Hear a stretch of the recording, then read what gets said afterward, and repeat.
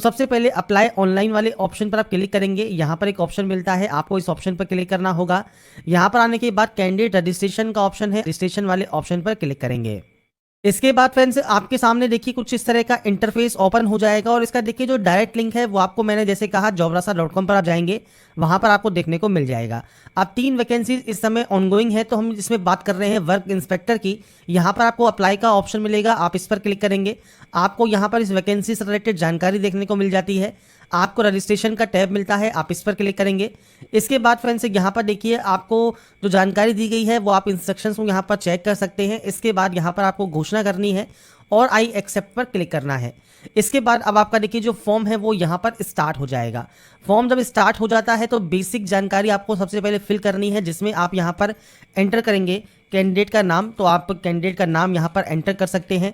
इसके बाद आपको यहाँ पर आपका जो फादर नेम है वो आपको यहाँ पर एंटर करना होगा और उसके बाद आपको मदर नेम देना होगा। ये 10th की मार्कशीट के अकॉर्डिंग आप जानकारी एंटर करेंगे।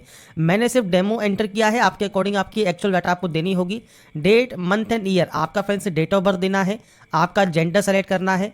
मैरिड है तो यस कीजिए, नहीं है तो आप नो करेंगे। सिटीजनशिप आपको सेलेक्ट करनी है। इसके बाद आपका रिलीजन आपको सेलेक्ट करना है। अब आता है डोमिसाइल स्टेट। अगर आपका डोमिसाइल स्टेट बिहार है, आप बिहार सेलेक्ट कर सकते हैं। आपका होम डिस्ट्रिक्ट कौन सा है वो आप यहाँ से सेलेक्ट कर लेंगे। आपकी कैटेगरी जनरल है तो जनरल सेलेक्ट कीजिए, एससी है तो एससी सेलेक्ट कीजिए, ईबीसी है या बीसी है वो अपने अकॉर्डिंग ऑप्शन को सेलेक्ट कर सकते हैं। अगर आपका बिहार डोमिसाइल नहीं है, आप अदर स्टेट के निवासी हैं, तो आप यहाँ पर अदर स्टेट सेलेक्ट कर सकते हैं, डिस्ट्रिक्ट सेलेक्ट कर सकते हैं और कैटेगरी में केवल जनरल आपका आएगा। आपका active and valid mobile number और मेल आईडी आपको यहाँ पर एंटर करना होगा। इसके बाद है आपका सर्विस डिटेल। अगर आप गवर्नमेंट एम्प्लॉई हैं या एक्स एम्प्लॉई हैं तो आप यहाँ पर जानकारी प्रोवाइड कर सकते हैं, नहीं है तो आप सिंपली यहाँ पर नो भी कर सकते हैं। अब यहाँ पर आता है परमानेंट एम्प्लॉई ओनली के लिए।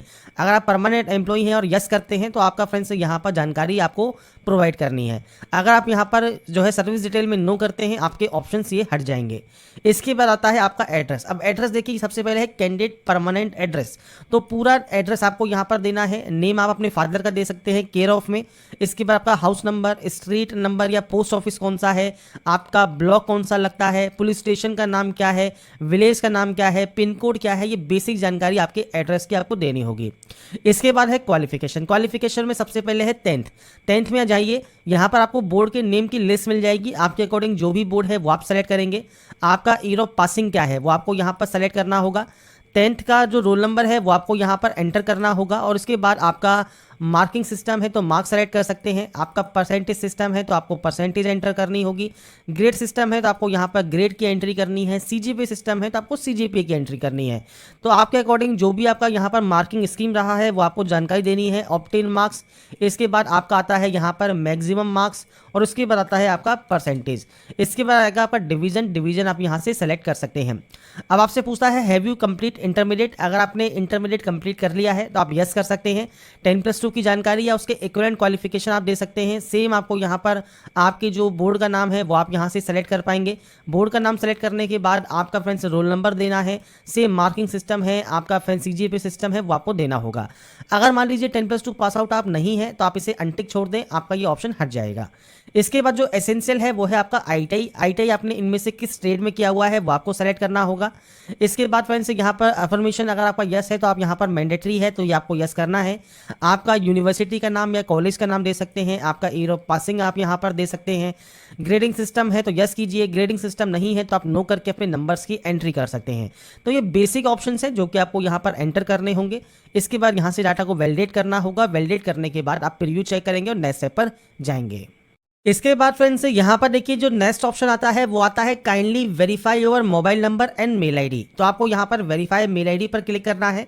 आपकी मेल आईडी पर फ्रेंड्स एक ओटीपी जाएगी, वो ओटीपी आपको वेरीफाई करनी होगी।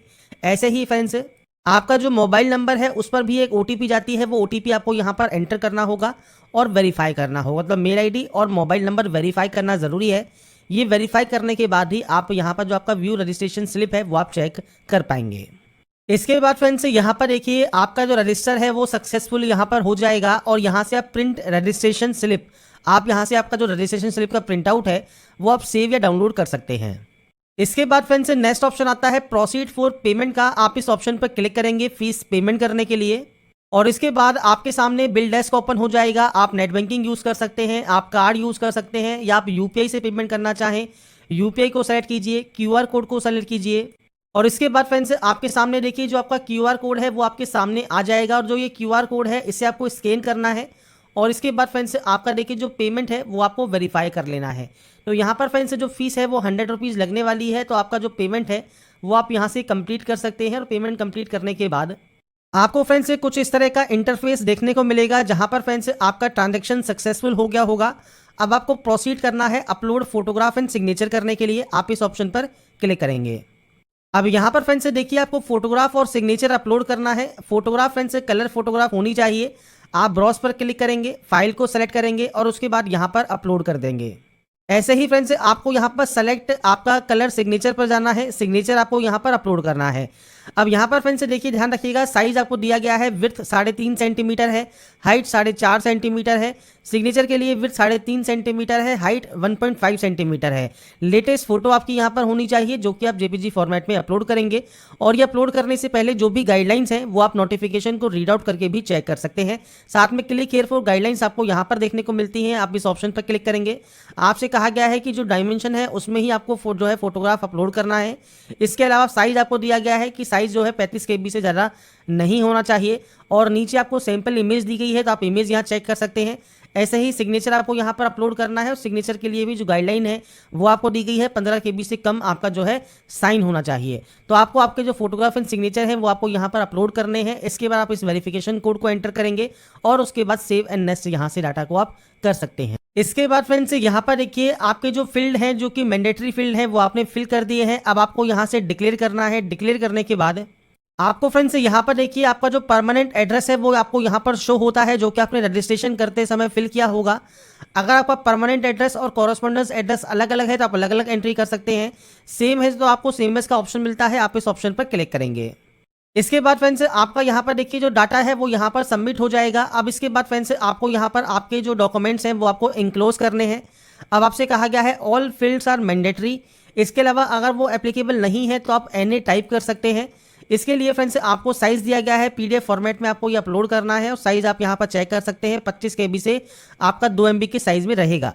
सबसे पहले यहाँ पर है आपका फ्रेंड्स देखिए जो ITI है उसमें फ्रेंड्स इशूइंग अथॉरिटी कौन सा है जिसने ये इशू किया है। तो आपका जो सर्टिफिकेट है डिग्री है उस पर फ्रेंड्स इशूइंग अथॉरिटी लिखा होता है, वो आपको यहाँ पर जानकारी देनी है।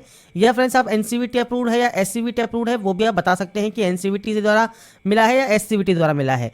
इसके अलावा आपका इशूइंग डेट आपको यहाँ पर देना होगा, मार्कशीट इशू डेट आपको देना होगा। ये डिग्री का है और ये आपके मार्कशीट का है। यहाँ पर सर्टिफिकेट नंबर रहेगा। अब यहाँ पर आपको डिग्री अपलोड करना है और यहाँ पर आपको मार्कशीट अपलोड करना है और ये आपके PDF फॉर्मेट में आपको अपलोड करने होंगे। नीचे आपके डॉक्यूमेंट्स रहेंगे। अब यहाँ पर देखिए ये ऑप्शनल है, आधार कार्ड पर आपके पास आधार कार्ड है तो आधार कार्ड आप दे सकते हैं। Issuing authority government of India आप मेंशन कर सकते हैं, कब इशू हुआ है वो जानकारी भी आपके आधार कार्ड पर मेंशन होती है। और आपका फ्रेंड्स आधार कार्ड नंबर आप दे सकते हैं और उसके बाद अपलोड कर सकते हैं। मान लीजिए किसी में आपको नहीं पता है कि किसने ये इशू किया है तो आप NA की एंट्री भी कर सकते हैं। एज प्रूफ में आप सिंपली 10th का मार्कशीट अपलोड कर दीजिएगा। आपकी इशूइंग अथॉरिटी या बोर्ड का नाम आप दे सकते हैं, इशूइंग डेट आप दे सकते हैं, सर्टिफिकेट नंबर दे सकते हैं। ITI की मार्कशीट आपको अपलोड करना है, ITI का सर्टिफिकेट अपलोड करना है, मैट्रिकुलेशन सर्टिफिकेट अपलोड करना है और यहाँ पर 10वीं की मार्कशीट आपको अपलोड करनी है। अब यहाँ पर भी आप 10वीं की मार्कशीट ही अपलोड करेंगे, ये एज प्रूफ के लिए रहेगा और यहाँ पर आपकी मार्कशीट अपलोड होगी। अगर किसी में आपको इशूइंग अथॉरिटी नहीं पता है तो आप NA की एंट्री कर सकते हैं, क्योंकि यहाँ पर फ्रेंड्स स्टार्टिंग में आपसे कहा भी गया है कि अगर वो ऑप्शन एप्लीकेबल नहीं है तो आप यहाँ पर NA की एंट्री कर सकते हैं। अगर आपको पता है कि किसने ये इशू किया है, बाकी जैसे मार्कशीट है, सर्टिफिकेट है, उस पर लिखा होता है, जिसकी भी सील है, जिसकी भी मोहर है, उसका ही फ्रेंड्स आपको जानकारी देनी है। सर्टिफिकेट नंबर, इशू डेट आपका होता ही है। आपको अपलोड वाले ऑप्शन पर क्लिक करना है, फाइल को सेलेक्ट करना है, अपलोड करना है और उसके बाद आप सिंपली सेव एंड नेक्स्ट यहाँ से डाटा को कर सकते हैं। तो ये डॉक्यूमेंट्स हैं जो कि आपके पास होने चाहिए, क्योंकि अपीयरिंग कैंडिडेट एलिजिबल नहीं है, आपका पास आउट होना जरूरी है। तो आपके पास ITI का डिग्री और सर्टिफिकेट होगा, वो आप यहाँ पर अपलोड कर सकते हैं। इसके बाद फ्रेंड्स जब आपके डॉक्यूमेंट्स अपलोड हो जाते हैं, इसके बाद आप यहाँ पर डिक्लेयर करेंगे। डिक्लेयर करने के बाद आपके सामने आता है प्रीव्यू फॉर्म का ऑप्शन। आपने जो भी जानकारी अभी तक फिल की है उसका प्रीव्यू आप चेक कर सकते हैं। और इसके बाद फ्रेंड्स आपका जब प्रीव्यू आप वेरीफाई कर लेते हैं कि आपने जो भी जानकारी जो आपको फिल करनी है वो आपने सही से फिल की है, तो आप यहाँ से आई है वेरीफाई पर क्लिक कर देंगे। और अगर आपको लगता है कुछ चेंजेस करने हैं तो आप चेंजेस भी यहाँ से कर सकते हैं। तो एक बार चेक ज़रूर कर लें प्रीव्यू में और उसके बाद आप यहाँ से प्रोसीड कर देंगे। प्रोसीड करने के बाद फ्रेंड्स सिंपली आपके सामने ये कैप्चा कोड आ जाएगा। ये जो कैप्चा कोड है ये आपको यहाँ पर एंटर करना है और ये कैप्चा कोड एंटर करने के बाद आप सबमिट एप्लीकेशन फॉर्म पर क्लिक कर देंगे। इसके बाद फ्रेंड्स आपका देखिए जो एप्लीकेशन आईडी है वो आपका यहाँ पर जनरेट हो जाएगा, रजिस्ट्रेशन नंबर जनरेट हो जाएगा और आपका फ्रेंड्स यहाँ पर नाम और डेट ऑफ बर्थ आपको शो हो जाएगा। और उसके बाद फ्रेंड्स प्रिंट एप्लीकेशन आईडी आप कर सकते हैं और यहाँ से क्लिक है टू डाउनलोड कर सकते हैं एप्लीकेशन फॉर्म को। तो यहाँ पर फ्रेंड्स देखिए जो जानकारी है आपके BTSC वर्क इंस्पेक्टर पोस्ट, इसका ऑनलाइन फॉर्म आप कैसे अप्लाई कर सकते हैं इसकी जानकारी मैंने आपको प्रोवाइड कर दी है। अगर आपको हमारा ये वीडियो अपडेट पसंद आया है तो लाइक सब्सक्राइब इनसे जरूर कीजिएगा।